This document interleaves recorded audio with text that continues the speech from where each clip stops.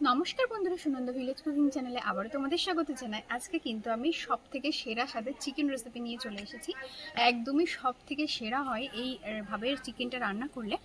তো এটা কিন্তু তোমরা ভাত, রুটি, পরোটা, লুচি যে কোনো কিছুর সঙ্গে খেতে পারো। যে কোনো অনুষ্ঠানে তোমরা কিন্তু বাড়িতে গেস্ট আসলে এই রান্নাটা করে দিতে পারো।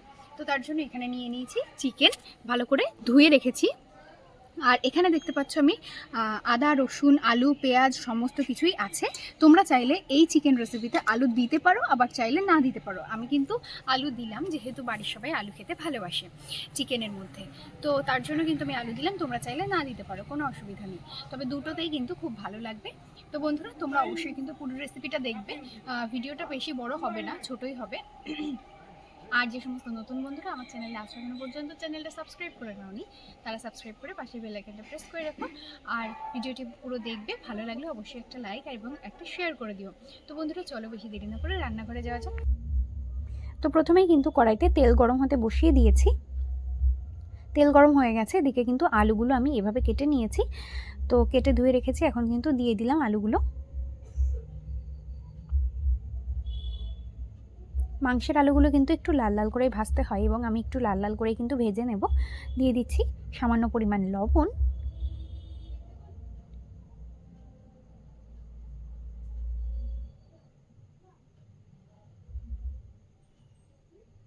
তো এদিকে আলুগুলো কিন্তু একটু লাল লাল করে ভেজে নিয়েছি।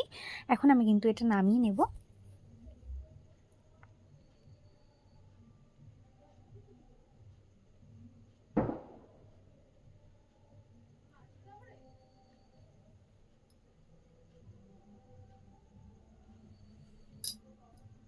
এই তেলের মধ্যেই কিন্তু এখন ফোড়ন করে নেব। দিয়ে দেব তেজপাতা, দেব শুকনো লঙ্কা,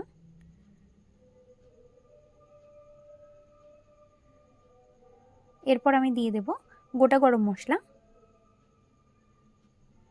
আর দিয়ে দেব গোটা জিরে।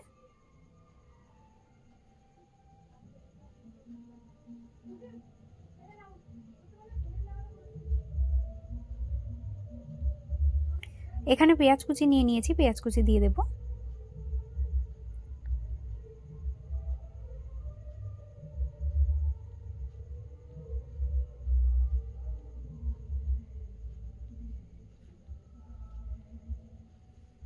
পেঁয়াজ কুচিগুলো একটু লাল করে ভেজে নেব। তো এদিকে পেঁয়াজ কুচিগুলো হালকা করে ভেজে নিয়েছি। এখন আমি এর মধ্যে দিয়ে দেব টমেটো কুচি, চেরা কাঁচা লঙ্কা, দিয়ে দেবো আদা রসুন বাটা,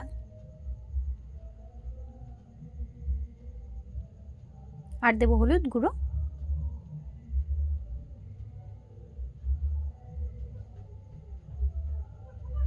দেব লবণ,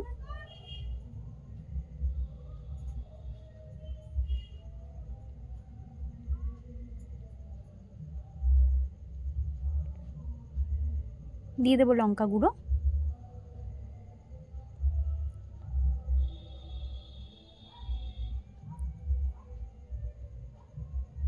দিয়ে দিচ্ছি গরম মশলা গুঁড়ো,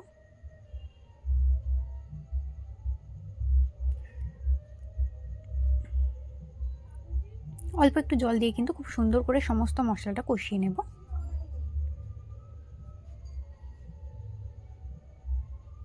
তো এদিকে দেখতেই পাচ্ছ মশলা থেকে খুব সুন্দর করে কিন্তু তেল ছেড়ে গেছে। দিয়ে দিচ্ছি ধুয়ে রাখা চিকেনগুলো, চিকেনের পিসগুলো।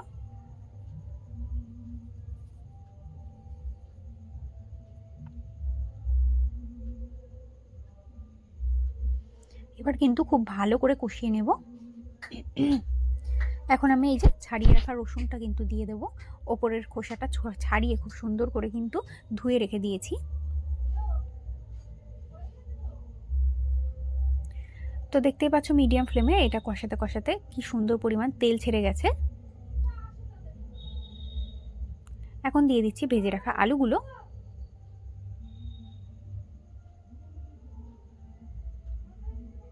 দিয়ে দেব দুধ,